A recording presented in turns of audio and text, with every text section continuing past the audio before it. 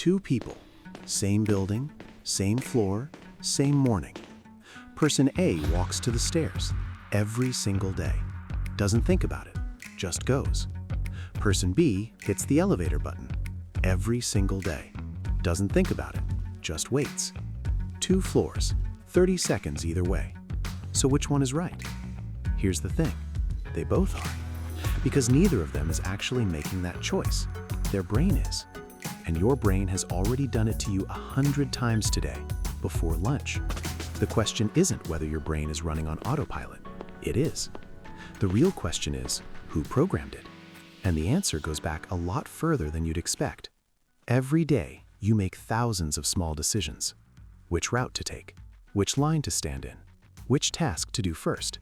And in almost every case, your brain is running the same quiet calculation in the background. What's the easiest way to get this done? Most people assume that's laziness, a character flaw, a sign of weak willpower. But what if it's not? What if it's something so deeply engineered, it kept your ancestors alive for hundreds of thousands of years? Scientists have a name for it, and when you hear it, you'll never look at your daily routine the same way again.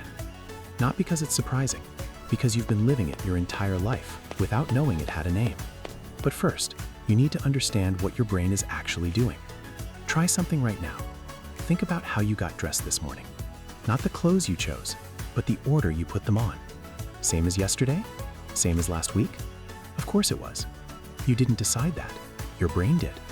It found the most efficient sequence, probably years ago, and locked it in. That's not a small thing. That's your brain running a program it wrote without your permission. And it's doing it right now. With your commute, with your lunch, with the way you respond when someone makes you angry.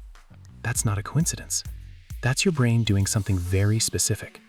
And once you understand what it is, you can't unsee it. Here's what's actually happening. Your brain doesn't like spending energy. In fact, it will do almost anything to avoid it. This isn't a design flaw, it's the whole point. For most of human history, energy was scarce. Every calorie mattered. Every decision cost something. So your brain developed a system.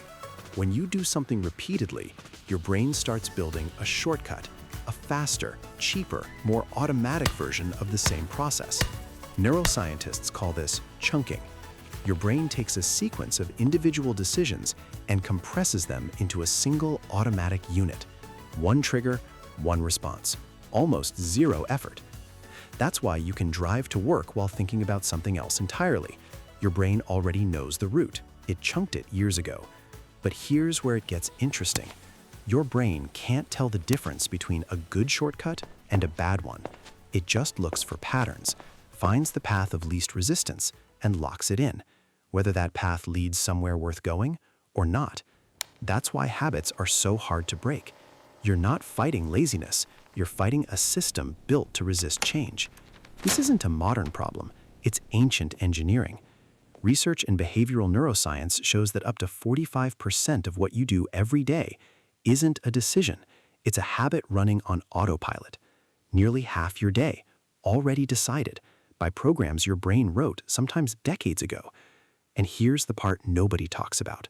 Those programs weren't written by you, they were written by your environment, by repetition, by whoever designed the spaces and systems you move through every day. The layout of a grocery store, the default settings on your phone, the way your morning routine got established in the first place. Behavioral economics calls this the cognitive miser effect. Your brain is running a constant cost-benefit analysis, and effort always costs more than it looks. Think about the last time you tried to build a new habit. Day 1, you were motivated. Day 3, still going. Day 7, it started to slip. Day 14, it was gone.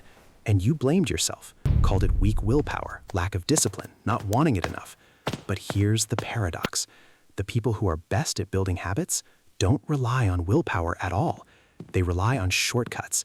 They design their environment so the right behavior becomes the path of least resistance. Want to exercise more? Sleep in your workout clothes. Put your gym shoes by the door. Your brain doesn't want to fight. It wants the easy path. Give it an easy path to the right place. The problem isn't shortcuts. The problem is letting your shortcuts get designed by accident. So what do you actually do with this? Your brain is going to build shortcuts, whether you like it or not. That's not going to change. But you can change which shortcuts it builds. First, audit your automatic behaviors.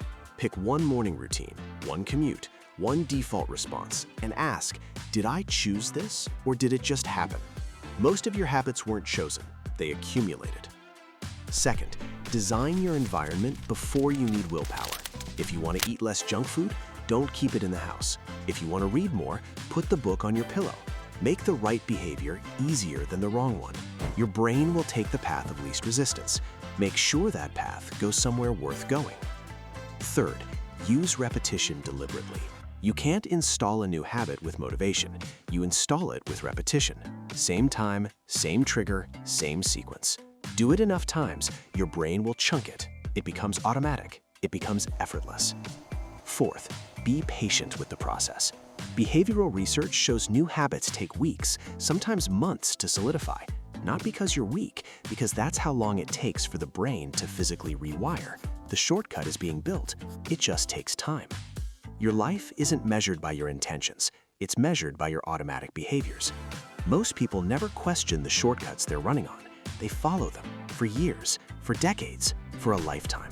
Reacting to hunger, reacting to boredom, reacting to discomfort, reacting to whatever their brain has been trained to reach for. They call it living, but it's not living.